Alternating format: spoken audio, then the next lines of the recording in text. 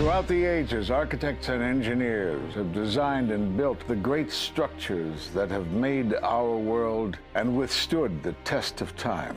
Hi, I'm Ed Asner. Welcome to Architects and Engineers. Let's look now at modern steel frame buildings. This is the Empire State Building, a marvel of modern architecture. It was built to last. Architects and engineers of today use computers to design and engineer buildings that will endure the forces of nature, such as earthquakes, fires, and hurricanes. This modern skyscraper was also built to last.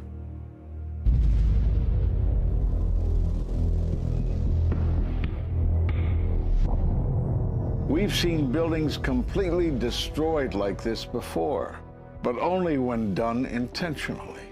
Danny Jowenko is the expert on this in Europe. What did he say? Dit is controlled demolition. Zeker weten. Zeker weten. Er is nagesprongen. Dit is in opdracht gebeurd. Het heeft een team gedaan van experts. Let's compare. Explosives are used to demolish buildings like this in just seconds. Okay, so it's a controlled demolition. What's the problem with that? Well, it happened on the afternoon of 9/11 at the World Trade Center. Let's just think about this. Controlled demolitions cannot be engineered and rigged in a day. It takes months. And therefore, this event must have been planned in advance. You hear that? Keep your eye on that building. It'll be coming down. The building is about to blow up. Moving back. We are walking back. There's a building about to blow up. Did they actually use the word brought down, and who was it that was telling you this? The fire department, and they did use the word, we're going to have to bring it down. And these people heard explosions. We heard this sound that sounded like a clap of thunder. It looked like there was a shock wave ripping through the building, and the windows all busted out. About a second later, the bottom floor caves out. The building followed after that.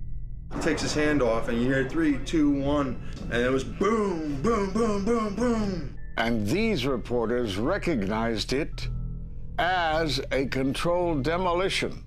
And I turned in time to see what looked like a skyscraper implosion. It looked like it had been done by a demolition crew. The whole thing just collapsing down on itself. For the third time today, it's reminiscent of those pictures we've all seen too much on television before, when a building was deliberately destroyed by well-placed dynamite to knock it down. It was almost as if it were a planned implosion. It just pancaked. So what's the problem if this was a planned demolition? Well, we are told by government agencies that this building came down as a result of normal office fires. The National Institute of Standards and Technology produced their final report in 2008. World Trade Center 7 collapsed because of fires fueled by office furnishings. It did not collapse from explosives or from fuel oil fires. But what do you think brought down the building? And what caught my eye is more than 1,300 architects and engineers examine the evidence about Building 7's collapse and disagree with the official report issued by the National Institute of Standards and Technology.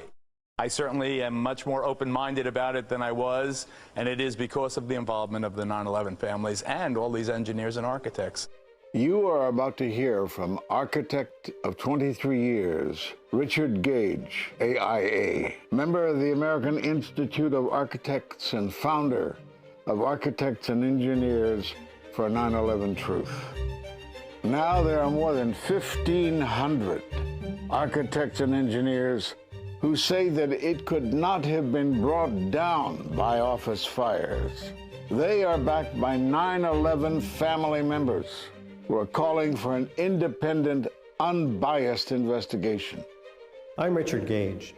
Fires have never before caused the collapse of any skyscraper. even though there are numerous examples of much hotter, larger, and longer-lasting fires in these buildings. And in the case of Building 7, the fire that NIST said started the collapse had actually burned out over an hour before. It could not have caused the collapse, as NIST claims. Yet this 47-story, modern steel-framed skyscraper, which was not hit by an airplane, collapses mostly into its own footprint like a house of cards, as fast as a bowling ball falling off the side of the building, in just under 7 seconds. Listen to the experts. Building number 7 descended in free fall for the first 100 feet, which means that there was absolutely no resistance to the descent whatsoever. NIST has admitted it went into free fall for 8 stories. And going from motionless to free fall instantly, that's a bothersome part of the puzzle because NIST never explained it.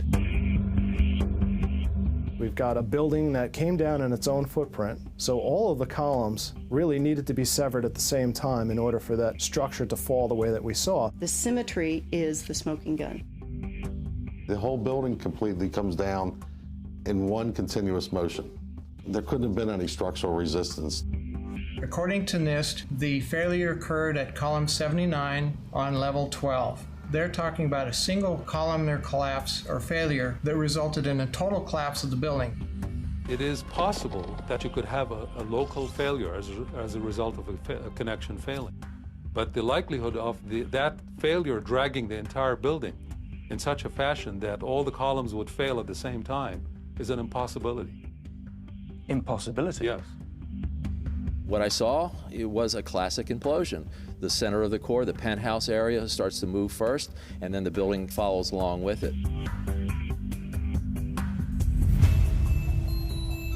I'd like to know why NIST excluded the document from FEMA in Appendix C that documented the evidence of melting steel. Why is this forensic evidence not being included in the report? In an office fire, you cannot generate enough heat to melt steel. And yet we have evidence of molten iron. R.J. Lee Company, USGS, and Dr. Stephen Jones's work, all three separately found these microspheres. In the dust, we found what we characterize as unreacted thermitic material in the shape of some very tiny red-gray chips, which have different properties, and in the reaction they produce molten iron, which is the prime indication of a thermitic reaction. And such a reaction can be used to destroy steel structures.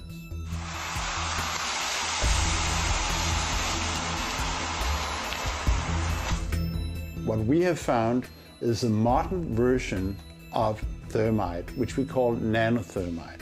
There were these iron microspheres present in all of the dust samples that needed to have been formed in extremely high temperatures. I've independently seen thermitic activity within 2 separate independent samples of World Trade Center dust. My contention, based on finding thermite residue in the dust, is that it happened before. It didn't happen after in the fires that ensued in the rubble pile afterwards. All the characteristics of the microspheres tell me that thermite was involved in melting those steel beams. So thermite, if it was present at the World Trade Center and created this molten metal that so many witnesses and photographic evidence shows, would also explain the fact that the fires could not be put out at Ground Zero. The only thing that is consistent with all of the evidence that we have that could cause such a thing is the use of thermite to cut through the steel. You'd get down below and you'd see molten steel running down the channel rails. Like you're in a foundry. Yeah. Like lava. Like it was lava from a volcano. Well, the manual gets into thermite, and if it says if you have melted steel or concrete, which we had on 9/11. We should test for it. It's this fused element of steel, molten steel and concrete and all of these things all fused by the heat into one single element. We're asking for an investigation that follows national standards. There's no excuse to not test for this. If terrorists used explosives in '93, why didn't we test for them? If all these witnesses heard explosions, why aren't we testing for them? NIST concedes that they found no evidence for explosives. So then we asked them, well, did you look? And they said, no, we did not look for explosives or residues of explosives. So the preconceived notion of NIST is that there's no evidence for explosives, and so there's no point in looking.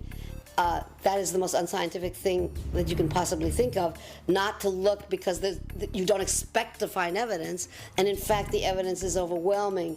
They state these conclusions for which there's virtually no evidence, and then they ignore conclusions that can be drawn from the evidence.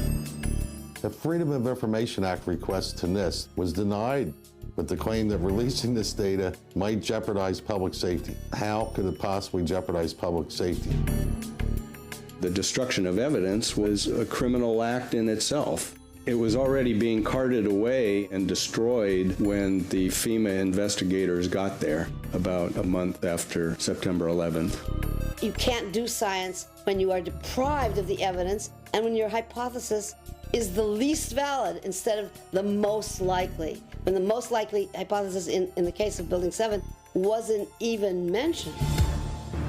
This is not science. The scientific forensic evidence, ignored by NIST, but carefully reviewed by teams of technical professionals, corroborates the hypothesis of explosive-controlled demolition. We've traveled to 21 foreign countries and 32 American cities, bringing this evidence to the attention of the public. And we're backed by 9/11 family members and other concerned citizens who are calling for an independent, unbiased investigation.